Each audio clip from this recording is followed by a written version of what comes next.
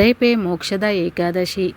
దీనిని మోక్షద ఏకాదశి అంటారు. ఈరోజు గీతా జయంతిని జరుపుకుంటారు. ఇది మార్గశిర మాసంలోని అత్యంత పవిత్రమైన రోజు.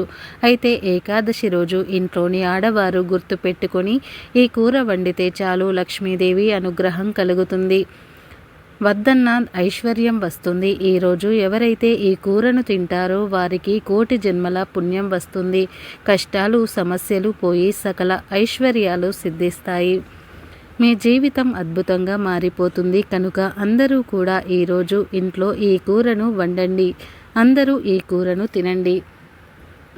ఇలా తినటం వలన లక్ష్మీనారాయణుల అనుగ్రహం కలుగుతుంది, అష్టైశ్వర్యాలు సిద్ధిస్తాయి, వద్దన్న ధనం వస్తుంది. మరి ఏకాదశి రోజు తినవలసిన కూర ఏమిటి అనే విషయాన్ని ఇప్పుడు మనం ఈ వీడియోలో వివరంగా తెలుసుకుందాం.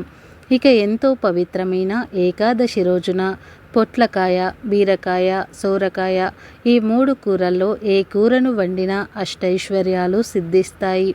ఈరోజు పచ్చడి రూపంలో కానీ, కూరల రూపంలో కావచ్చు, లేదా స్వీట్స్ రూపంలో కావచ్చు, ఏ రూపంలో అయినా సరే ఈ రోజున పొట్లకాయను, అలాగే బీరకాయను, సోరకాయను తింటే లక్ష్మీనారాయణుల యొక్క అనుగ్రహం కలుగుతుంది అని శాస్త్రాలు చెబుతూ ఉన్నాయి.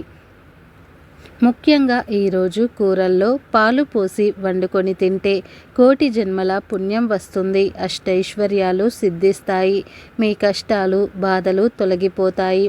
ఈరోజు బీరకాయ, పొట్లకాయ, సోరకాయను ఏ రూపంలో తిన్నా కోటి జన్మల పుణ్యం వస్తుంది, చాలా మంచి శుభ ఫలితాలు వస్తాయి, సకల సంపదలు సిద్ధిస్తాయి. కనుక ఈరోజు ఆడవారు ఈ కూరలను వండండి.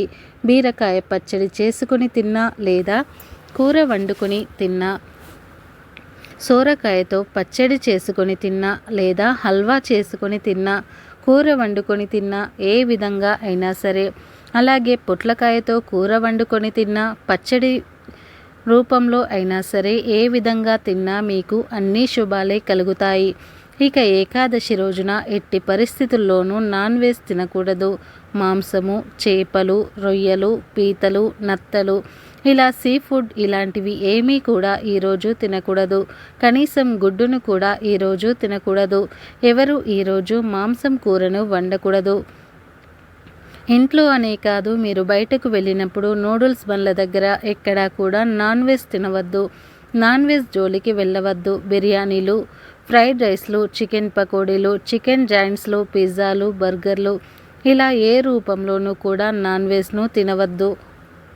కాదని తింటే సకల దేవతల ఆగ్రహానికి గురవుతారు, మహాపాపం తగులుతుంది. కనుక పరమ పవిత్రమైన ఈ ఏకాదశి రోజు అందరూ కూడా ఈ ఆహార నియమాలను తప్పకుండా పాటించండి. పవిత్రమైన ఏకాదశి రోజు గుప్పెడు తులసి ఆకులు తీసుకొని స్నానం చేసే నీటిలో వేసుకొని స్నానం చేయటం వలన శ్రీ మహావిష్ణువు ఆశీస్సులు మీకు ఎల్లవేళలా ఉంటాయి. అంతేకాదు, మీ శరీరంలోని వ్యాధులన్నీ కూడా నయం అవుతాయి. మీ దేహానికి నూతన శక్తి వస్తుంది. దరిద్రం మొత్తం కూడా పోయి మీరు పట్టిందల్లా బంగారం అవుతుంది.